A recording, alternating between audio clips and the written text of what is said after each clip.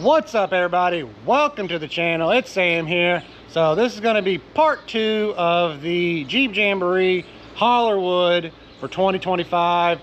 If you didn't see the last one, I'll put a link here up here for part 1, which was showing you what I did to the Gladiator to get it ready, a little bit of pre-running, and the first day of trail ride. So it's going to be the last day of trail riding. And then at the end, we'll talk about how the Jeep did, what my next mods are going to be and stuff like that. But let's go ahead and get into some business here. If you could, hit that like button, subscribe if you haven't already, and drop a comment down below. That helps the channel out, helps me out, don't cost you nothing. And it also lets me, communicate with the community. So if you could do that for me, I'd really appreciate it. Also, too, thanks to the community, you guys liking, sharing, watching my videos. Companies have noticed, and I've gotten, here and there, some companies that want to work with me. Onyx Offroad, which I'm wearing the shirt right now. I'm actually a trail guide for them, which is a program that they have that I go out and make sure that Onyx is up to date in the areas that I am, and make sure the trail ratings and stuff that you use on the map on their site is up to date. But also I'm an ambassador for Onyx, which means that if you click my link below, you can get a deep discount on an elite membership. And if you don't have an elite membership, you're sleeping, because you get all kinds of partnered deals off Method, Warren, all kinds of stuff that they have discounts for all the time. So go ahead, and if you're looking for a mapping software, which they have the best one because it's always updated by trail guides and people like that, like me, that are out there all the time wheeling and updating. And they also have all kinds of new layers. They have a cell phone layer, which you can put on, which will tell you what cell phone coverage is in the area. And they have a new dispersed camping layer, and offline maps if you've got the elite membership, and all this stuff where you can share your maps with other people in your group. That way everybody knows where they're going at the same time. But so if you want to get an Onyx deal, go down in my description, hit the link, and you'll get some money off. Also too, just now, a couple weeks ago, I'm hooked up with Yankum ropes. If you use code SAMBUILT at checkout, you get 10% off of anything on their site, and that includes winch line extensions, hardware, ropes, anything that you can get on that you would want on Yankum ropes. Now, if you use my code SAMBUILT at checkout, I'll put it down below in the description, and I'll put it on screen. 10% off. So are you guys liking, subscribing, commenting, and everything? Helps me get in touch with these other companies, and they want to help me help you guys get some money off. So if you're looking for some off-road recovery stuff, make sure to hit up Yankum and use my code SAMBUILT for 10% off. But let's go ahead, get into the action. This is going to be day 2. Like I said, this is going to be Friday, last day of the Jeep Jamboree Hollarwood for 2025. All right, so for Friday, we actually started out going to some private land. This is another one of the caves that's around the area. Didn't get much footage of it because it was private land and it was easy to get to. We didn't really do anything, but here it is. Here's the cave. You used to be able to drive up in there, but people have caused landowners to shut it down. So can't really drive up in there anymore, but there it is. There's the cave we went to. Then after that, we headed on down to Sinking Creek, which I pre-ran, and we ran that.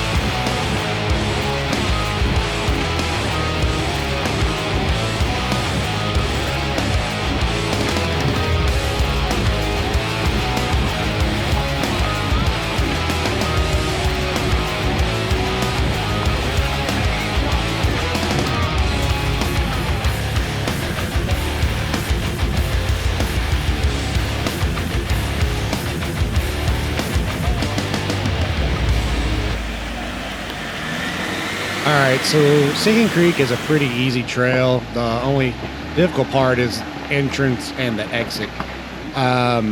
This is the exit here. If you've seen any of my videos lately, you've seen me do this part because this is probably the coolest and the most difficult part. But I've been messing with the Gladiator here, trying to learn all the new, you know, technologies and stuff compared to like the JKU and stuff.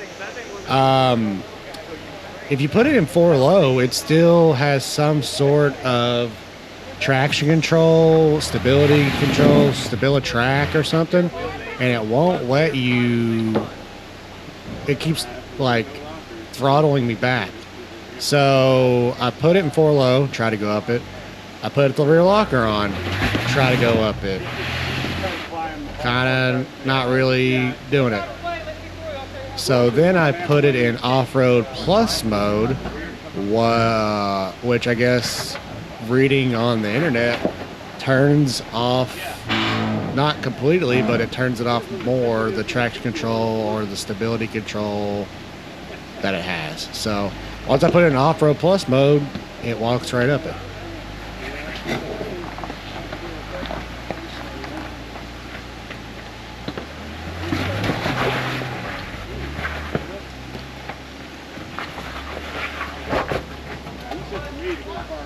The plus for the win. Going up that way and then kind of come toward the middle. Yep. Have to get this first leg. Yep. So you're gonna feel a little.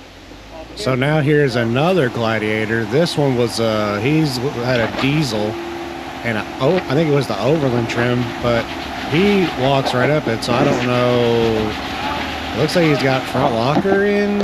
It's got a limited slip in the front or something. I don't know, but he walks right up it. So I don't know. It's weird. The new JT traction control system is just odd. And here's a JL 4xe, but I think he had his lockers on and he walked right up.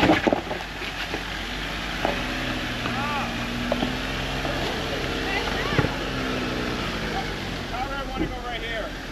You good? Here's the instance of a JL Sport Plus that has no anything. It's just open, I guess. But he just keeps working at it and working at it and working at it, and eventually climbs up it.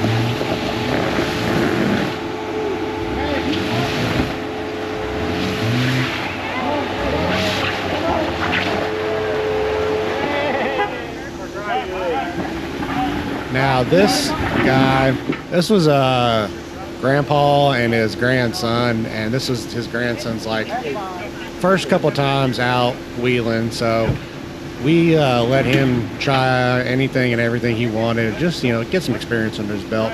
But this it's a LJ, pretty nice LJ, and it he was having a hard time with it, but we ended up figuring out that he didn't have any lockers on because he was told that if you steer, you don't need to have your lockers on. So once we told him that how that actually works, he ended up putting his locker on and walks right up this obstacle. Add it a little bit there. Yeah. Yep. Pat it together. Pat it together.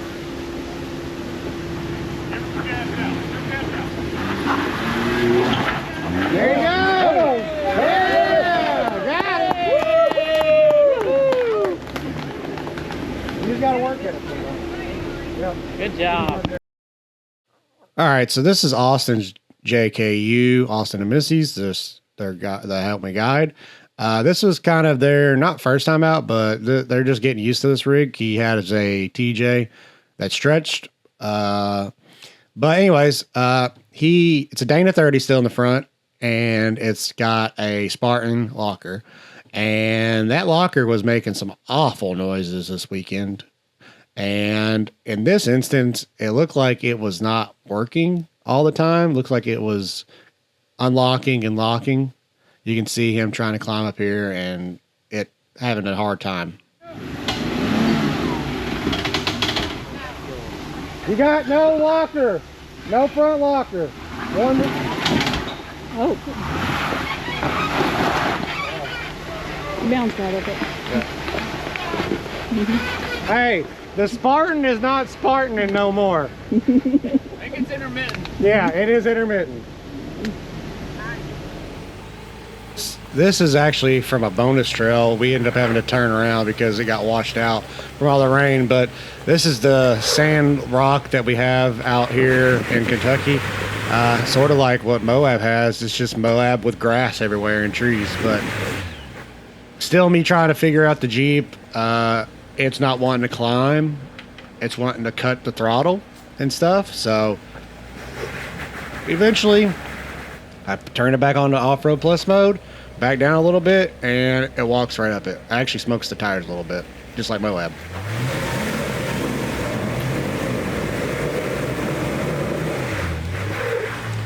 See, but it's pretty funny how if you just do that, turn that button on, they let you do whatever you want. And this is the last trail we did today, the final day. I ended up taking them out to Old Fincastle, did the creek crossing, which the creek was actually down, which was weird, and headed up to the little rock garden at the end of Old Fincastle.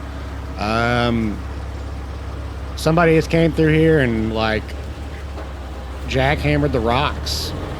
And because the rock in the middle used to go all the way kind of across, like more than halfway through the trail, but now you can literally drive something down through the middle. So it's a kind of pick your own line type of deal. If you want to go far passenger, you can get up on the rock. If you want to go far driver and get up on the big mossy rock, you can do that as well, or you can just drive right down the middle. And then also Austin's Jeep started squealing like crazy. The links and stuff started making all kinds of noises, so I guess when he got home he got to go and try to stop all that from happening and grease everything up.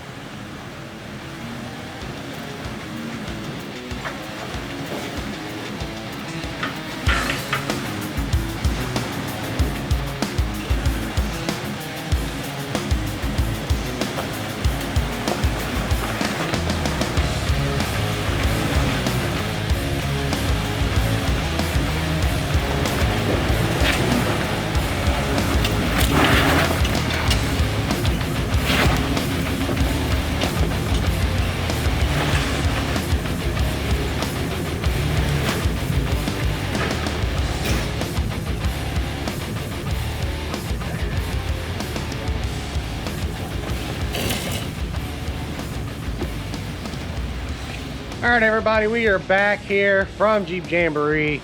It is Saturday. Last day was on Friday, and we are back home. Getting ready to I got the pressure washer out, getting ready to wash it. I want to know your all's comments. So right now I'm filming on the GoPro 13 Black with the media mod and stuff. I've been messing around with the settings. So tell me if you like it or not. I'm trying to get away from using my phone because I use my phone for other stuff, and hopefully this GoPro with the settings and stuff, with the media mod, with the mic and stuff, is better than the phone by itself. But getting back to the Jeep, the Gladiator, it did really well. 3 days of hard wheeling. First day was pre-running. I pre-ran trails that I wouldn't even took my white Jeep on. Took this thing on. The link didn't hinder me at all. Yeah, you got to do a couple more 3-point turns or whatever, but it did good out there on the tight trails, the muddy trails. The only problem I've seen so far with it is that it looks like I got a BFG that's got a leak in it. TPMS right now has set at 37. I wouldn't run these at 37. I'm gonna have to get a taser to fix that, but now it's like 12 or 13 overnight, so we got a slow week that we're gonna need to take care of. Drove it home last night after everything, filled it up with air, and filled the tires up with air, and drove it home hour and 15, hour and 20 home, and did cruising on the interstate 75, 80. So doing what I want to do to it, doing what I want it to do. Trail, get on the trail, ride all day, all weekend, and then jump back in it and go home comfortably, really comfortable. I was I was told that this thing must have really good suspension because there was a guy in our group that he trail guides at other ones, and he was just a participant at this one. And he said this thing moves down the trail, which I didn't feel like I was even going that fast, but he said he barely has a hard time keeping up with people, and he was having a hard time keeping up with me. So that's good and bad, but the thing performed well, really well. I didn't have any problems. I could have done stuff, honestly, that I probably shouldn't have done, especially in the pre-run day. I didn't have my lockers on pretty much all day long, but one time I think, because my group was an easy medium, at the very low part of medium, and I didn't have to have, my group didn't have to have winches. The smallest tire was a 33, and they had to have like a limited slip minimum or lockers. So we had a couple Jeeps in our group that were literally stock Rubicon JLs, so you know. But let's walk around and I'll show you what 3 days of wheeling in the mud. So the first 2 days was rainy mud, and then the second day was actually dry. But as you can see here, the tire is low, but we'll get in here and look at all the mud and stuff. And like I said, I got the pressure washer, so we're about to give it a good pressure washing. The best top easy fold tonneau cover did what I wanted to do, kept the mud off of it. Had my tools back here and kept those nice and dry. The stiffening rings, or the protection rings, took a beating, so those did what they were supposed to do. The little slider, the 4.1.22 slider that I bought for it, I don't know if I showed you all that. That thing, I had a lot of people asking me about that. It did its job. It's already underneath. It's already been, the red powder coating's already been pushed off of, or worn off of it, so that did its job. I didn't use it as a tow point, but it did do its job as a slider. But this tail light looks like it took some scratches, so hopefully that cleans up. I don't know if I've showed it. I haven't made the video yet, but I did lose a fender on the driver's side on pre-run day. I was doing a trail that I probably shouldn't have been doing. Like I said, I was kind of doing stuff that I wouldn't even do in my white Jeep, really. But and the fender came off, but it looked like the previous owners has already had the fenders pop off before because the clips weren't in the right spot. So need to buy a bag of clips for these fenders. But you can tell how muddy it was. Look at that, just covered in mud. Covered in mud.